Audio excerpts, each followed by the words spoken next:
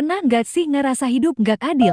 Itulah yang dirasakan oleh Dewi Galuh saat tahu ayahnya, Raja Kertamarta, lebih menyayangi adiknya, Candra Kirana. Masalah makin runyam ketika Pangeran Raden Inu Kertapati malah melamar Candra Kirana, bukan dirinya.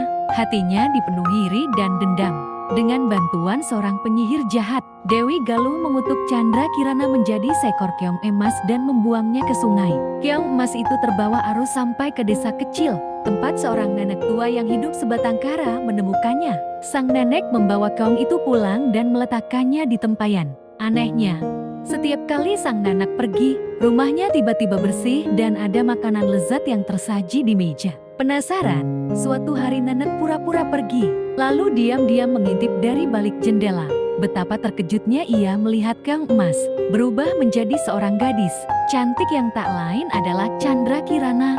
Dengan hati penuh haru, nenek mendekati Candra Kirana yang langsung bercerita tentang kutukan yang menimpanya. Sementara itu, Raden Inu Kertapati tidak tinggal diam.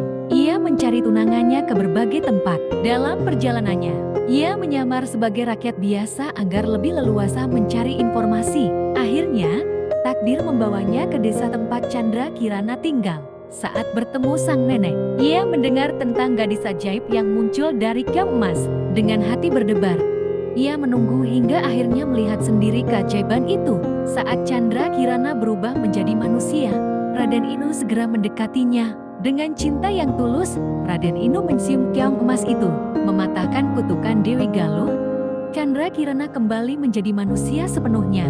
Mereka pun kembali ke kerajaan, menceritakan semuanya kepada Raja Kertamarta. Sang Raja murka mendengar perbuatan Dewi Galuh dan mengusirnya dari istana.